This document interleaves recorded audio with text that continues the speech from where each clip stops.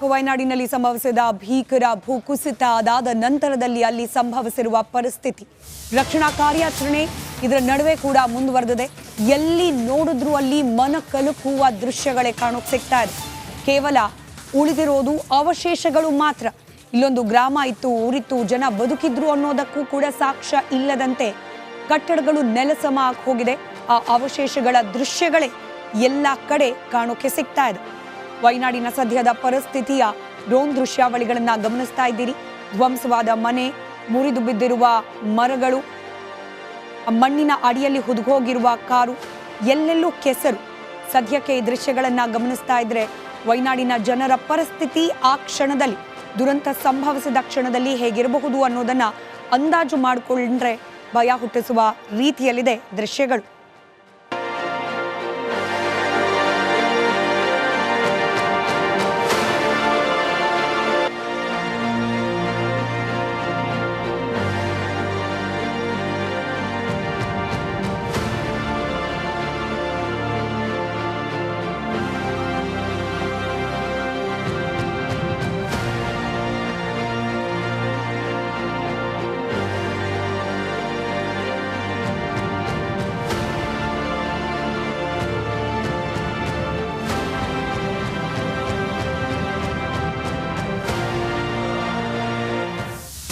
ವಯನಾಡಿನಲ್ಲಿ ಸಂಭವಿಸಿದ ಭೀಕರ ಭೂಕುಸಿತ ಅದಾದ ನಂತರದಲ್ಲಿ ಅಲ್ಲಿ ಸಂಭವಿಸಿರುವ ಪರಿಸ್ಥಿತಿ ರಕ್ಷಣಾ ಕಾರ್ಯಾಚರಣೆ ಇದರ ನಡುವೆ ಕೂಡ ಮುಂದುವರೆದಿದೆ. ಎಲ್ಲಿ ನೋಡಿದ್ರೂ ಅಲ್ಲಿ ಮನ ಕಲಕುವ ದೃಶ್ಯಗಳೇ ಕಾಣೋಕೆ ಸಿಗ್ತಾ ಇದೆ. ಕೇವಲ ಉಳಿದಿರೋದು ಅವಶೇಷಗಳು ಮಾತ್ರ. ಇಲ್ಲೊಂದು ಗ್ರಾಮ ಇತ್ತು, ಊರಿತ್ತು, ಜನ ಬದುಕಿದ್ರು ಅನ್ನೋದಕ್ಕೂ ಕೂಡ ಸಾಕ್ಷ್ಯ ಇಲ್ಲದಂತೆ ಕಟ್ಟಡಗಳು ನೆಲಸಮ ಆಗಿ ಹೋಗಿದೆ. ಆ ಅವಶೇಷಗಳ ದೃಶ್ಯಗಳೇ ಎಲ್ಲ ಕಡೆ ಕಾಣೋಕೆ ಸಿಗ್ತಾ ಇದೆ. ವಯನಾಡಿನ ಸದ್ಯದ ಪರಿಸ್ಥಿತಿಯ ಡ್ರೋನ್ ದೃಶ್ಯಾವಳಿಗಳನ್ನ ಗಮನಿಸ್ತಾ ಇದ್ದೀರಿ. ಧ್ವಂಸವಾದ ಮನೆ, ಮುರಿದು ಬಿದ್ದಿರುವ ಮರಗಳು, ಮಣ್ಣಿನ ಅಡಿಯಲ್ಲಿ ಹುದುಗೋಗಿರುವ ಕಾರು, ಎಲ್ಲೆಲ್ಲೂ ಕೆಸರು. ಸದ್ಯಕ್ಕೆ ಈ ದೃಶ್ಯಗಳನ್ನ ಗಮನಿಸ್ತಾ ಇದ್ರೆ ವಯನಾಡಿನ ಜನರ ಪರಿಸ್ಥಿತಿ ಆ ಕ್ಷಣದಲ್ಲಿ, ದುರಂತ ಸಂಭವಿಸಿದ ಕ್ಷಣದಲ್ಲಿ ಹೇಗಿರಬಹುದು ಅನ್ನೋದನ್ನ ಅಂದಾಜು ಮಾಡಿಕೊಂಡ್ರೆ ಭಯ ಹುಟ್ಟಿಸುವ ರೀತಿಯಲ್ಲಿದೆ ದೃಶ್ಯಗಳು.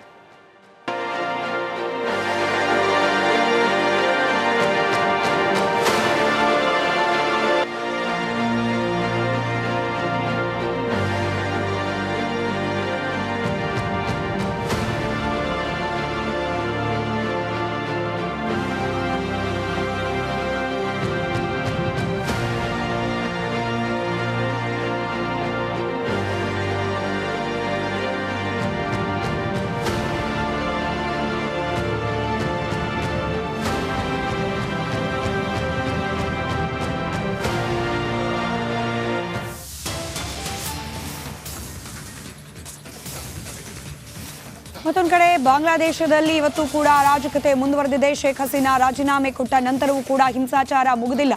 ಮೆಹರ್ಪುರದಲ್ಲಿ ಇಸ್ಕಾನ್ ದೇಗುಲಕ್ಕೆ ಬೆಂಕಿ ಇಡಲಾಗಿದೆ. ಹಲವು ಹಿಂದೂ ದೇಗುಲಗಳ ಮೇಲೆ ದಾಳಿಯನ್ನ ಮಾಡಿ ಧ್ವಂಸಗೊಳಿಸಲಾಗ್ತಾ ಇದೆ. ಧಾರ್ಮಿಕ ಅಲ್ಪಸಂಖ್ಯಾತರು, ಹಿಂದೂಗಳನ್ನು ಒಳಗೊಂಡಂತೆ ಬಾಂಗ್ಲಾದೇಶದಲ್ಲಿರುವ ಧಾರ್ಮಿಕ ಅಲ್ಪಸಂಖ್ಯಾತರಿಗೆ ಈಗಿರುವ ಪರಿಸ್ಥಿತಿ ಆತಂಕಕ್ಕೆ ಕಾರಣವಾಗ್ತಾ ಇದೆ. ಸಹಾಯಕ್ಕೆ ಮೊರೆ ಇಟ್ಟರೂ ಕೂಡ ನೆರವು ಲಭ್ಯವಾಗ್ತಾ ಇಲ್ಲ. ಅಂಥ ಪರಿಸ್ಥಿತಿಯಲ್ಲಿ ಬದುಕ್ತಿದ್ದಾರೆ ಬಾಂಗ್ಲಾದೇಶದಲ್ಲಿ ಅಲ್ಪಸಂಖ್ಯಾತರು.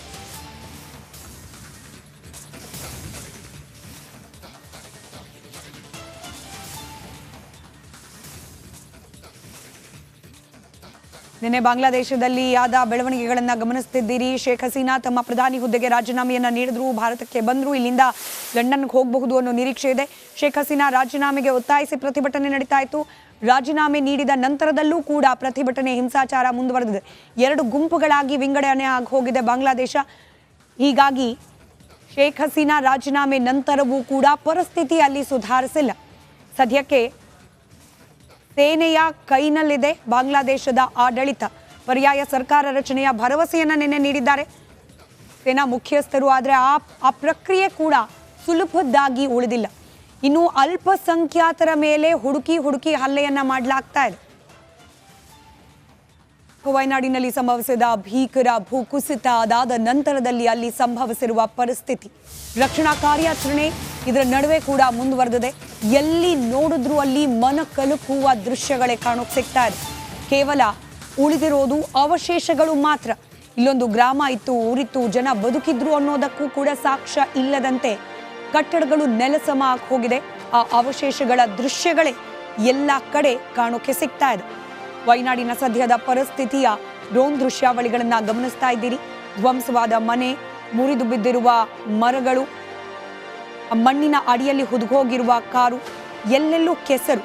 ಸದ್ಯಕ್ಕೆ ಈ ದೃಶ್ಯಗಳನ್ನ ಗಮನಿಸ್ತಾ ಇದ್ರೆ ವಯನಾಡಿನ ಜನರ ಪರಿಸ್ಥಿತಿ ಆ ಕ್ಷಣದಲ್ಲಿ, ದುರಂತ ಸಂಭವಿಸಿದ ಕ್ಷಣದಲ್ಲಿ ಹೇಗಿರಬಹುದು ಅನ್ನೋದನ್ನ ಅಂದಾಜು ಮಾಡಿಕೊಂಡ್ರೆ ಭಯ ಹುಟ್ಟಿಸುವ ರೀತಿಯಲ್ಲಿದೆ ದೃಶ್ಯಗಳು.